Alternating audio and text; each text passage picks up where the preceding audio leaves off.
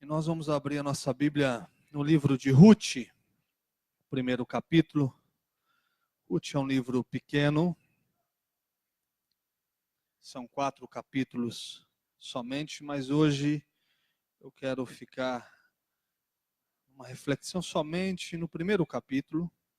Ano passado eu preguei uma mensagem sobre Ruth. Em uma só mensagem eu dei uma visão panorâmica sobre todo o livro, mas hoje eu quero me deter ao primeiro capítulo, que ele é extremamente difícil, duro, doloroso, e existe alguns sinais, porque o motivo dessa realidade que a gente vai ver no primeiro capítulo, ok?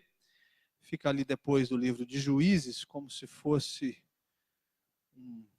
uma separação nesse tempo que Israel está vivendo, e depois chega a época dos reis, e juízes estão governando, para que a gente possa ter uma noção melhor, uma noção histórica. No último verso do livro de Juízes, o capítulo 21, o verso 25, logo ali terminando o livro, diz assim: naqueles dias não havia rei em Israel, cada um fazia o que achava mais reto. Ok?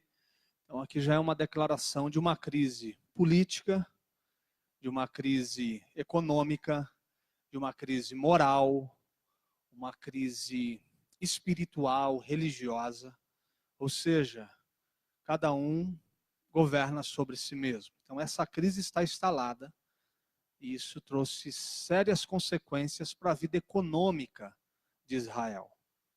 E como consequência desse verso, a gente entra agora no livro de Ruth.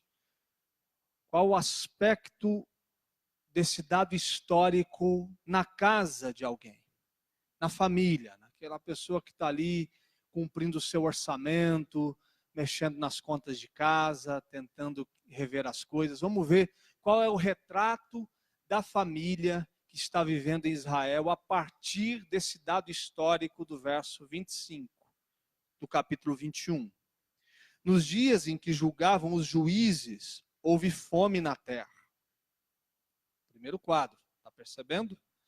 E um homem de Belém de Judá saiu a habitar na terra de Moabe, com a sua mulher e seus 2 filhos. Então é uma fome, uma crise profunda, que leva uma família a sair de Belém em busca de resolver a própria vida. Vamos viajar e vamos para Moabe, buscar alternativa, porque aqui está muito difícil. É o chamado êxodo, né? Essa saída em busca de resolução da vida. Esse homem se chamava Elimeleque, é o pai da família. E sua mulher Noemi. Tinha 2 filhos. Os filhos se chamavam Malom e Quilion. Parece até um nome de dupla sertaneja, né? Efrateus de Belém de Judá vieram à terra de Moabe e ficaram ali. Agora, olha só a consequência disso na vida da esposa dele. Morreu Elimeleque, marido de Noemi. E ficou ela com seus 2 filhos. Ok. Os quais casaram com mulheres moabitas. Era o nome de uma órfã e o nome da outra Ruth. Parece que agora a vida está seguindo o rumo, né? O homem morreu, mas eles ficam ali, os meninos se casam. 10 anos depois, ficaram ali quase 10 anos, já assistiu aqueles filmes, aquele negócio que daí tem uma tela preta e fala 10 anos depois. O que acontece? Morreram também ambos, Malom e Quilion, ficando assim a mulher desamparada de seus 2 filhos e de seu marido. E não tem nenhum neto. Então se dispôs ela com suas noras e voltou da terra de Moabe, porquanto nesta ouviu que o Senhor se lembrara do seu povo, dando-lhe pão. Que povo é esse? Belém, de onde ela havia saído, juntamente com seu esposo. Saiu, pois, ela com suas 2 noras, do lugar onde estivera, indo elas a caminho de volta para a terra de Judá. Disse-lhe Noemi: ide, voltai cada uma à casa de sua mãe, e o Senhor use convosco de benevolência, como vós usaste com os que morreram e comigo. Ok, até aí é um cenário extremamente duro, não é? Quando eu pensei em compartilhar isso com vocês nessa noite, me veio à memória muitas pessoas que, diante da dificuldade, decidem tomar uma atitude, uma decisão. E muitas vezes essas pessoas sofrem pela má decisão.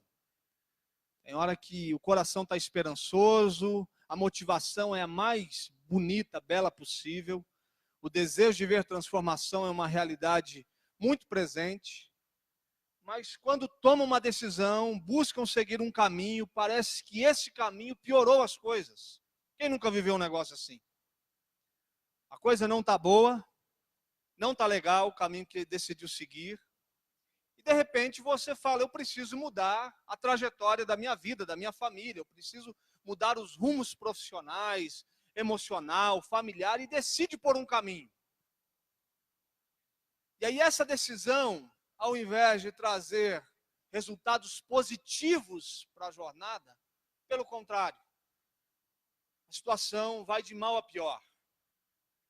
E aí essa pessoa questiona a sua fé, questiona o próprio Deus, questiona o eterno, dizendo, por quê? Eu, com a motivação mais bela possível, sigo um caminho e as coisas não melhoram. Não há nenhum tipo de motivação negativa na vida de Elimeleque.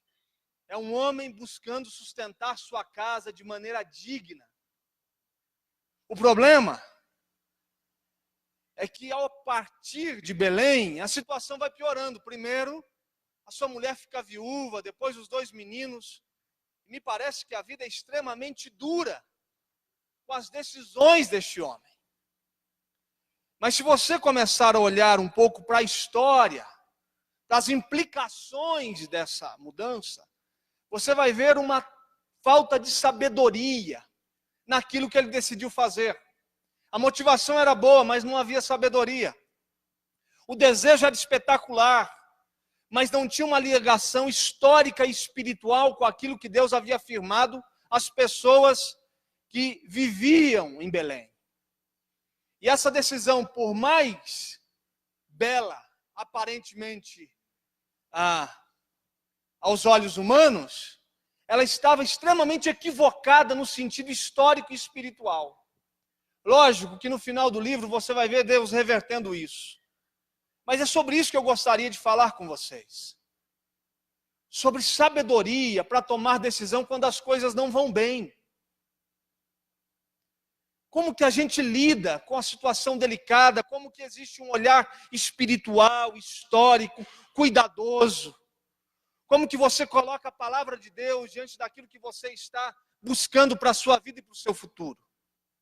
Havia um ciclo vicioso na história de Israel que era o seguinte: o povo se esquecia de Deus, Deus castigava o povo se arrependia, o povo se voltava para Deus, novamente Deus enviava ajuda e consolava Israel ou Belém, e novamente Israel se afastava de Deus.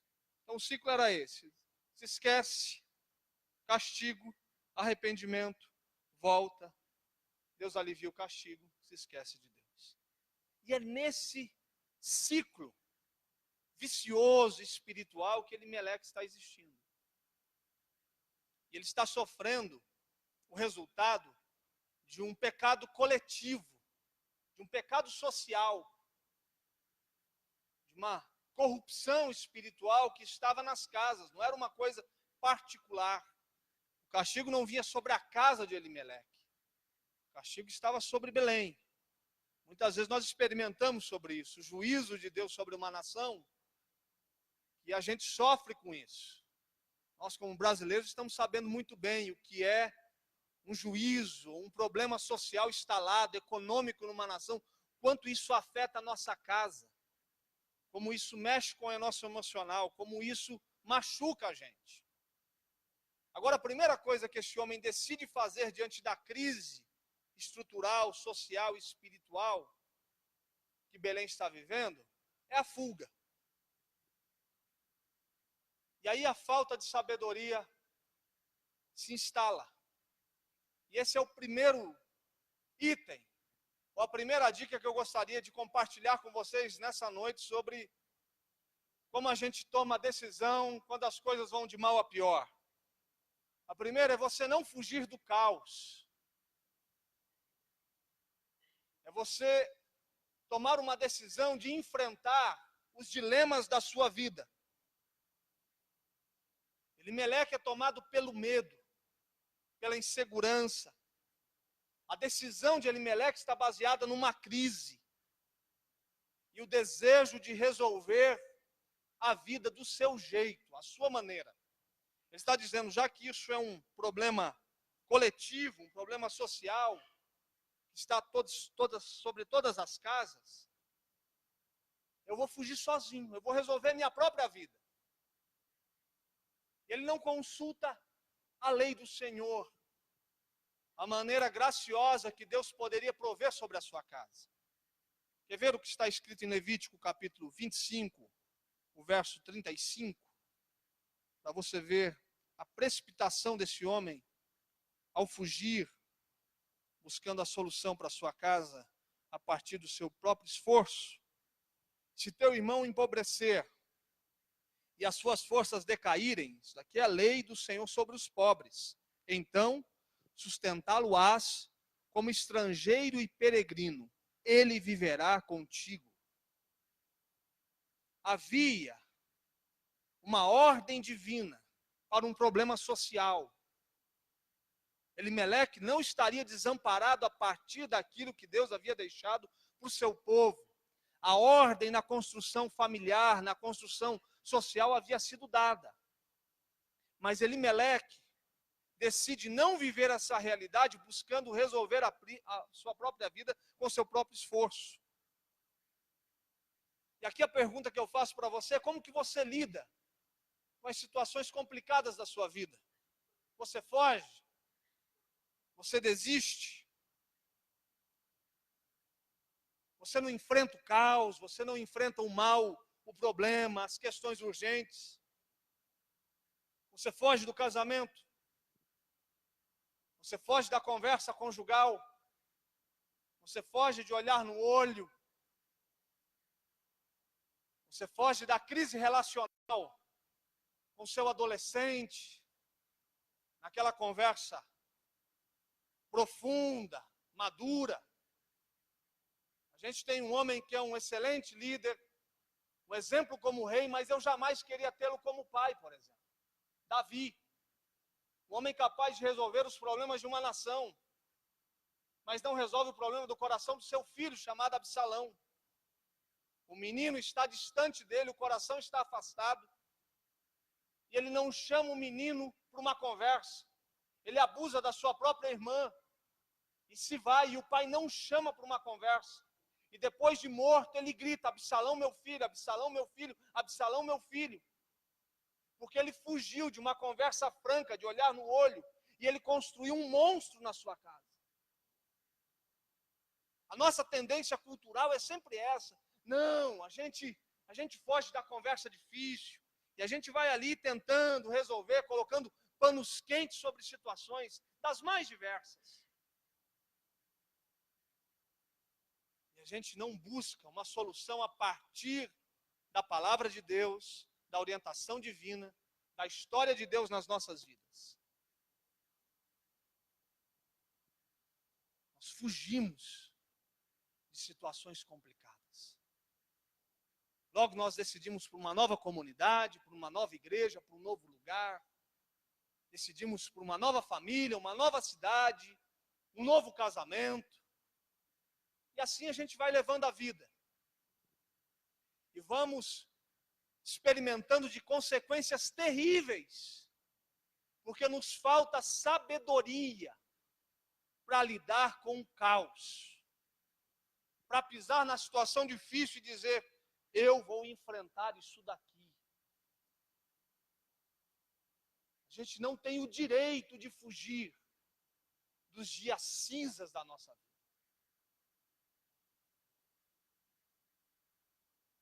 A gente enfrenta. A gente supera com a graça de Deus.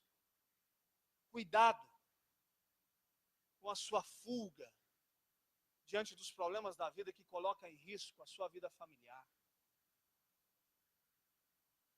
Cuidado para não colocar tudo a perder. Quantas vezes tomamos uma decisão e essa decisão automaticamente coloca a nossa família em risco. Eu, quando estou num processo de aconselhamento diante de pessoas que precisam tomar uma decisão urgente sobre uma situação da vida, sobre uma realidade, e eles vêm me consultar, eu falo, qual é o custo disso para a sua casa? Qual é o custo dessa decisão para a vida do seu filho? Qual é o custo dessa decisão para a economia familiar? Qual é o custo dessa decisão para o futuro dessa criança, desse menino, dessa menina? Qual é o custo? Sabedoria é pensar nas relações de afeto, no custo das nossas ações, para aqueles que estão conosco, que são reféns das nossas atitudes, das nossas decisões. Lógico, a gente como pai de família que está aqui, mãe de família, sabe muito bem que se você vivesse sozinho, quem sabe você teria dado novos rumos para a sua vida em diversas situações, mas você não tem o direito, porque tem gente que é refém das suas decisões equivocadas na vida, e por isso você precisa de sabedoria, porque tem gente que precisa da sua sabedoria para ter dignidade na vida. Não, eu não engulo sapo, eu não levo desaforo para casa, resolvo do meu jeito. Cuidado. Se você tem uma família atrás de você, cuidado. Não tome decisões que coloquem a sua família em risco. Elimeleque deixou a sua família vulnerável com a atitude de sair de Belém da casa de pão. E você vai ver por que acontece isso em Moabe. Você vai ver a história de Moabe daqui a pouco. E você vai entender o porquê tanto sofrimento sobre a casa de um homem que decide simples, uma coisa simples, mudar de casa. Viver em um novo local parece uma coisa que a gente faz a todo tempo. Uma nova cidade, vou sair daqui, erguer acampamento e vou para outro lugar. Mas por que essa decisão trouxe tanto prejuízo para o seu lar? No verso 5, você vai ver as consequências dessa decisão. Morreram também ambos, Malom e Quileon, ficando assim a mulher desamparada de seus 2 filhos. E aí os filhos se casam com mulheres moabitas.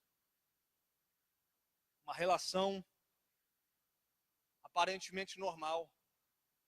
Agora vai para Deuteronômio, capítulo 7, para você ver. Um pouquinho atrás. Os versos 3 e 4. Ele sai de casa, chega num novo local, os meninos se encantam pelas garotas daquela região, são meninas belas, bonitas, se casam.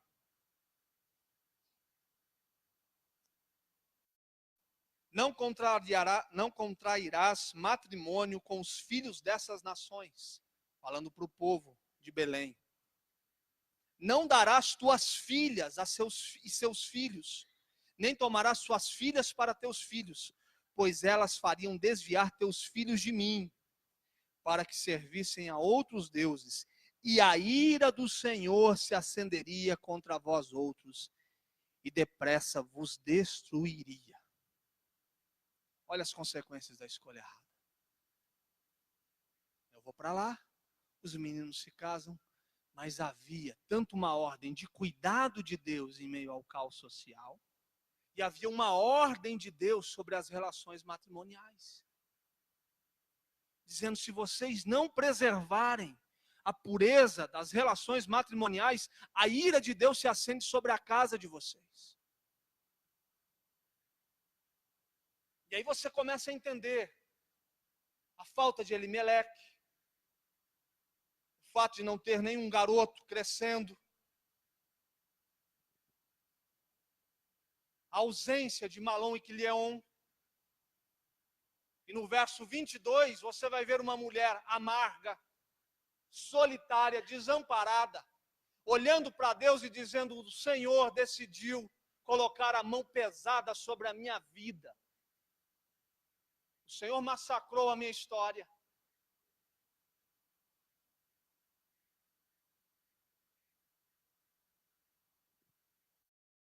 Como você toma as decisões sérias da sua vida? Quem você consulta? Você toma as decisões da sua vida, sabedoria baseada em fidelidade ou nas questões circunstanciais? Você age por fidelidade a Deus, por honra ao Senhor, ou porque as circunstâncias são desfavoráveis?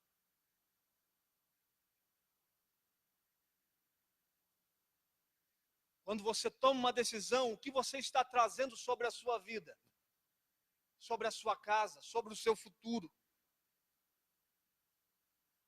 Quando você constrói relação para sair dos problemas da sua vida, o que envolve essa relação? Quais as implicações relacionais e espirituais dos vínculos que a gente busca para sair dos problemas da vida? Qual é o custo disso para a nossa história? Agora, quer entender um pouco melhor? Você vai ver os motivos dessas consequências. Porque quando a gente olha para o capítulo primeiro, parece que a vida foi pesada demais com Elimeleque, não é? A gente olha para essa história e fala: poxa vida, por que Deus faz um negócio desse? Mas a falta de sabedoria, ao tomar decisão, tirou Elimeleque e sua família do ambiente da bênção de Deus e levou para um ambiente onde a maldição estava instalada. Ele estava vivendo o caos social, o problema econômico, crise religiosa, mas a bênção de Deus estava sobre Belém. Porque havia um ciclo de arrependimento e de bênção de Deus. E ele pega essa família e leva para um ambiente de maldição. Quer ver? Gênesis capítulo 19.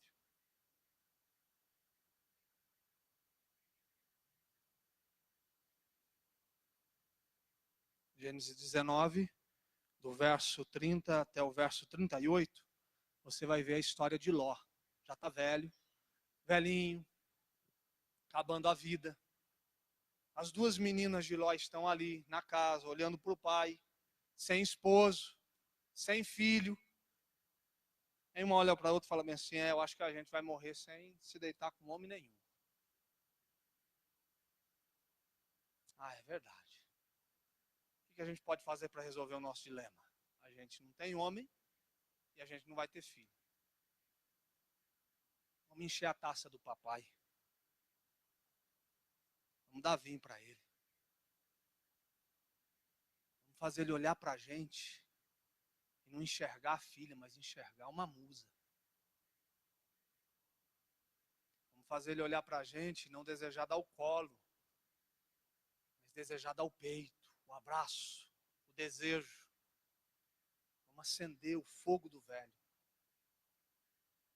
E essas meninas se deitam com o pai. Elas engravidam do pai. E olha o que diz o verso 37. A primogênita deu à luz um filho e lhe chamou Moabe. Para onde Elimeleque decidiu ir? Moabe. E o pai dos moabitas até o dia de hoje. A mais nova deu à luz a um filho e lhe chamou Ben-Rami. É o pai dos filhos de Amon até o dia de hoje. A espada estava sobre Moabe. Elimeleque, por falta de sabedoria, ao tomar decisão quando as coisas vão de mal a pior, ele tira a sua família do lugar da bênção de Deus e leva a sua família para o lugar onde está a espada de Deus.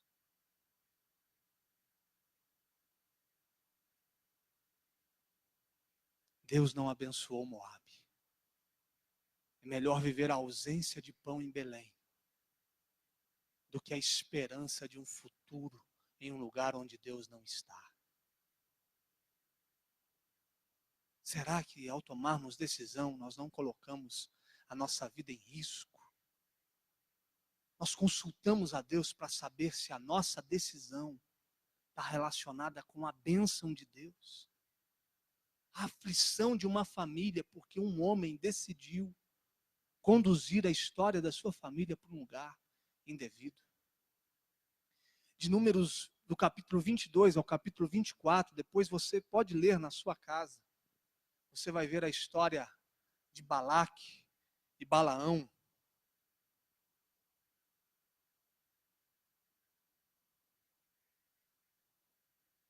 Quando ele contrata Balaão para profetizar o mal contra Israel. Balaque está governando sobre Moabe. E ele chama Balaão e fala: vou te dar todos os tesouros possíveis, mas ergue os seus olhos e diga uma palavra de maldição contra Israel. Balaão olha e não amaldiçoa. Deus, no primeiro momento, não permite Balaão seguir com os homens de Balaque, mas no segundo momento, sim. Até que uma jumenta consegue ver um anjo, e o anjo coloca a espada, impede o caminho, e ele não entende aquilo, aquela luta toda. De repente ele conversa com a jumenta. É interessante que ele não tem espanto nenhum, né? Parece mais absurdo do que a jumenta falar, é Balaão responder, né? Não parece. Ele estabeleceu o diálogo. Não é? A jumenta pode até falar, mas se ela falar na minha frente, meu amigo, eu saio correndo. Eu não vou conversar com a jumenta, mas ele bate um papo com a jumenta, tá falando, tinha um anjo, a jumenta fala, mas eu não vi o anjo. Mas agora você está vendo, para de bater em mim, eu sou sua jumentinha desde nova. Você fica aí agora, te levei sempre onde você quis, agora, onde eu estou sendo impedido por um anjo com a espada aqui, você fica me batendo, para de me bater, fala, desculpa, jumenta, não vou bater mais. Aí a segunda vez, ele também não consegue amaldiçoar, nem a terceira. Balaque bate palmas assim, num processo irônico, dizendo, vai para lá, você não sabe o que diz. Não havia nenhuma disposição divina em estabelecer uma maldição permanente sobre Israel, ao mesmo tempo que não havia nenhuma disposição de Deus em abençoar um lugar onde a espada de Deus já estava. Olha o que diz Deuteronômio, capítulo 23, os versos 3 e 5.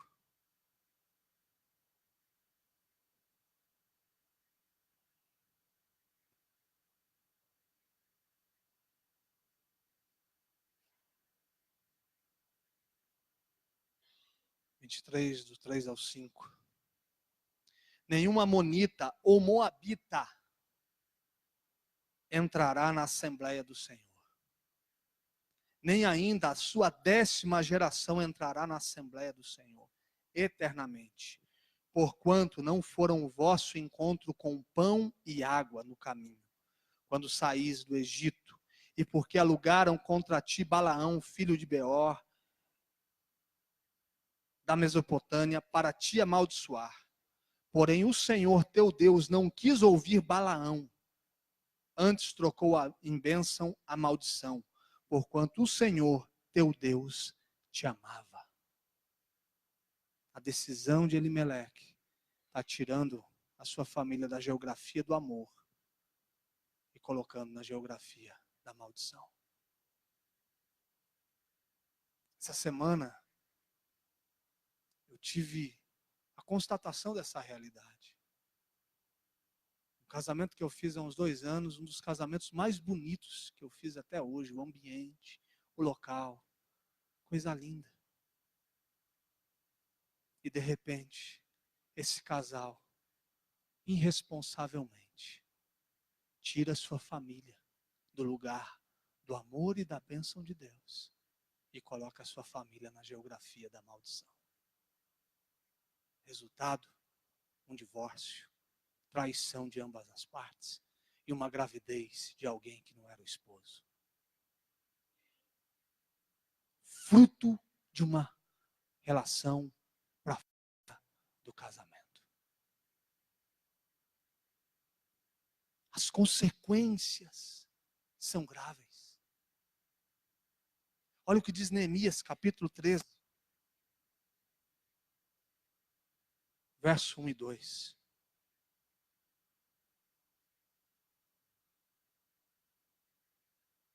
Naquele dia se leu para o povo no livro de Moisés, achou-se escrito que os amonitas e os moabitas não entrassem jamais na congregação de Deus, porquanto não tinham saído ao encontro dos filhos de Israel com pão e água.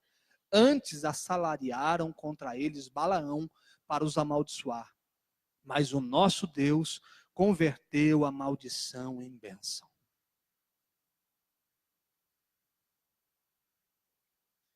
Elimeleque tira sua família da geografia do amor e leva sua família para a geografia da maldição. Cuidado. E aí a gente pergunta, por que está acontecendo isso na minha vida? Por que eu estou passando por isso?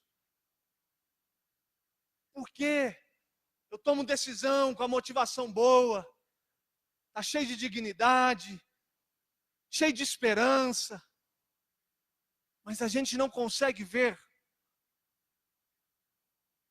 a história de Deus, a palavra de Deus, nos respaldando diante das decisões que a gente toma. A gente não consegue perceber as digitais de Deus dizendo qual o caminho que a gente deve seguir. E aí, meu amigo, a gente não pode dizer que essa é uma responsabilidade de Deus, do diabo.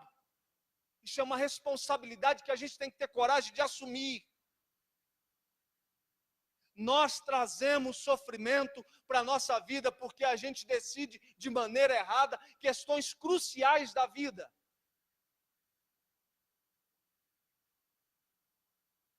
Nós trazemos lágrimas sobre os nossos olhos, aflição sobre o coração, angústia para a nossa alma. Porque a gente decide equivocadamente sobre coisas cruciais da nossa história, profundamente espirituais. A gente não arranca a nossa família, os nossos filhos da geografia do amor e do cuidado e da provisão de Deus e coloca a nossa família, a nossa casa sobre questões de risco. Nós precisamos saber o que Deus pensa sobre as decisões que estamos tomando. Ok? Então não fuja dos problemas da sua vida. Cuidado com as escolhas erradas. Consulte a verdade de Deus sobre as decisões que você está tomando. Cuidado para não colocar sua família em risco. Agora, como que a gente faz o caminho de volta diante das escolhas erradas? Como que a gente redime a nossa história? Como que a gente reverte processos dolorosos que venhamos a passar? É um caminho sem volta? Não. Existe possibilidade de reconstrução. Existe possibilidade de refazer a história. Existe possibilidade de reconstruir aquilo que foi perdido. E Noemi faz esse caminho de volta. Noemi começa, depois de enfrentar a dor, a angústia, sua nora faz uma aliança com ela profunda, choram profundamente, se beijam e decidem caminhar um caminho de restauração, Noemi e Ruth. E é uma história bonita, porque elas voltam para Belém, ela sai caminhando, não sabendo para onde ir, Ruth, e o texto fala que por acaso ela cai no terreno de Boaz, que era o resgatador, ele se encanta por ela, mas tinha que ter um vínculo familiar, histórico, e isso tem. Ela se encanta também por Boaz, há um casamento, dali vem um filho, chamado Obed, que é o pai de Jessé, Jessé, que é o pai de Davi, e a história da linha da salvação messiânica passa por esse desajuste. Mas houve um caminho de volta. E para você que provavelmente pode estar vivendo dias difíceis na sua vida, percebendo as coisas indo de mal a pior, buscando sabedoria para tomar decisões na sua vida e provavelmente não está conseguindo encontrar, existe um roteiro de volta. Existe um lugar, um ambiente, uma trajetória que precisa ser experimentada. Olha como estava a alma dela. No verso 20 do primeiro capítulo. Porém, ela lhes dizia, ela quem? Noemi, não me chameis Noemi, chamai-me Mara, porque grande amargura me tem dado o Todo-Poderoso. De Toz eu parti, porém o Senhor me fez voltar pobre, porque pois me chamarás Noemi, visto que o Senhor se manifestou contra mim, e o Todo-Poderoso me tem afligido. Noemi consegue enxergar a soberania de Deus, mas sem esperança para o futuro. A gente pode chamar isso de uma teologia incompleta, de alguém que vê soberania sem amor, soberania sem perdão, soberania sem graça, soberania sem misericórdia, soberania sem cuidado e manifestação graciosa de Deus.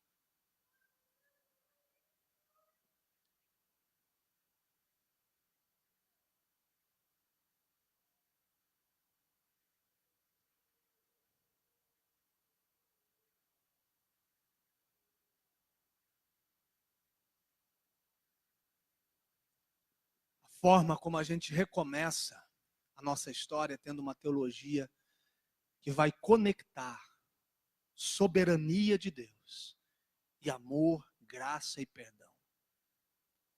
A gente recomeça a nossa história, reconstrói nossos caminhos, conectando os nossos erros ao perdão de Deus, confessando isso e refazendo a nossa vida. Ruth, com Noemi, faz o caminho de volta. E eles veem a soberania amorosa de Deus se manifestando a partir de uma relação que começa a ser reconstruída entre Ruth e Boaz. Você pode ter errado na sua vida. Você pode estar sofrendo as consequências de um erro. Mas hoje haverá amor soberano de Deus sobre toda a sua história. Amor resgatador de Deus sobre os dias difíceis. E a sua história pode ser resgatada. E como isso pode acontecer? Primeiro, você precisa fazer uma oração de volta para Deus. Uma volta histórica do seu coração, da sua jornada. Existe uma bela canção que diz: eu quero voltar ao primeiro amor, ao início de tudo, encontrar-me contigo, Senhor. Quero ver meus conceitos, meus valores. Eu quero reconstruir minha história. É isso. É um caminho de arrependimento, é um caminho de concordância com Deus e a sua palavra diante das situações complexas da vida. É voltando para Deus. É caindo de joelhos. É confessando o pecado. É se arrependendo dos seus erros, das suas decisões equivocadas, dizer: Deus, a motivação era boa, mas não tinha conexão, não tinha nada a ver com aquilo que o Senhor havia falado historicamente na sua palavra. Eu deixei de te ouvir quando decidi seguir esse caminho. Arrependimento da vida. Crer no perdão e no amor de Deus, arrancando toda a culpa. Crer que o amor de Deus e a graça de Deus é capaz de nos tirar, de nos arrancar de toda a culpa histórica, desse processo de ficar se culpando pelos acontecimentos que a gente está vivendo no presente. Nenhuma condenação há para aqueles que estão em Cristo Jesus. É possível recomeçar. Busque as pessoas à sua volta, que podem te ajudar no caminho de volta. Quem ajudou Ruth? Quem ajudou Noemi? Uma ajudou a outra. Sogra, e nora, reconstruindo uma jornada de volta para uma geografia do amor e do cuidado de Deus. Quais são as pessoas que Deus coloca ao seu lado que são capazes de reconstruir uma história de amor e de graça e de visitação na sua vida? Corte as relações com as pessoas que afastam você da geografia do amor, da bênção de Deus. E comece a construir relações que te transportam para o lugar da maldição, para o ambiente da bênção de Deus. E creia que a sua história está envolvida na grande história de salvação de Deus no mundo. Creia que você é um item na grande história de amor de Deus redentora sobre a humanidade. Creia que a sua grande história é a história de mostrar o Cristo ressurreto para o mundo. Foi para isso que você nasceu. Creia que a sua história tem como objetivo final sinalizar o reino de Deus para o mundo. A grande história de Ruth e Noemi era gerar o avô de Davi. E a genealogia passa por esse encontro desajustado, porque a história desajustada de Ruth e Noemi tem a ver com a grande história redentora de Deus para o mundo. Quando os nossos erros contribuem para o grande amor de Deus pela humanidade ser revelado. É assim que a gente vive. É assim que a gente reconstrói. É assim que a gente faz o caminho de volta. Se você quiser, depois você leia todo o livro. Mas eu quis ficar no primeiro capítulo, porque ele é extremamente trágico. E muitas pessoas, quando leem o primeiro capítulo, não conseguem entender por que um homem morre, por que os seus 2 filhos morrem, por que não tem filho na sua casa, por que essa mulher fica desesperada. Porque esse homem, com boa motivação, decidiu sem sabedoria e colocou em risco a sua própria vida e a vida da sua casa. Amém? Que você seja cuidadoso ao responder quando as situações vão de mal a pior. São dias tensos, dias nervosos, dias que a gente não consegue decidir muito bem. Mas a gente precisa da graça de Deus para não colocar em risco toda a nossa casa, tudo que construímos até aqui e o nosso futuro. Que Deus nos abençoe com graça e poder diante dos desafios da vida. Amém?